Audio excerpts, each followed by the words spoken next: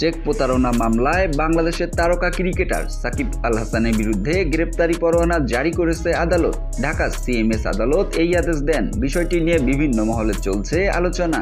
গত কয়েক মাসে সাকিবের জন্য সময়টা বেশ কঠিন যাচ্ছে। বৈষম্য বিরোধী ছাত্র আন্দোলনের পর ক্ষমতার পরিবর্তনের পর থেকে বিভিন্ন মামলার নাম জড়িয়েছে সাকিবের। চেক প্রতারণার পাশাপাশি পুঁজিবাজার কারসাজির অভিযোগে তার বিরুদ্ধে 50 লাখ টাকা জরিমানা করা হয়। এছাড়া আন্তর্জাতিক এবং ঘরোয়া ক্রিকেটে সাকিবের বলি নিষিদ্ধ করা হয় এবং তাকে চ্যাম্পিয়ন্স ট্রফির দল থেকেও বাদ দেওয়া হয়। সব মিলিয়ে সময়টা খুব খারাপ যাচ্ছে তারকাই অলরাউন্ডারের। এবার মিরপুর শেরে বাংলা স্টেডিয়ামে জিয়া ক্রিকেট টুর্নামেন্টের ফাইনাল দেখতে আসলে সাকিবের ব্যাপারে বিএনপির মহাসচিব মির্জা ফখরুল ইসলামকে জিজ্ঞেস করা হয়। সেখানে তিনি বলেন, খেলাধুলা করা অবস্থায় রাজনীতিতে জড়ানো উচিত নয়। যারা ভবিষ্যতে খেলাধুলা ছেড়ে দেবেন তারা রাজনীতিতে যেতেই পারেন, এটা তাদের অধিকার। এরপর সাকিবের ব্যাপারে তিনি আরো বলেন, আমি সাকিবের বিষয়ে মন্তব্য করতে চাই না, এটা আমার বিষয় নয়। তবে আমি চাই সাকিবের মতো ক্রিকেটার বাংলাদেশের হয়ে খেলুক।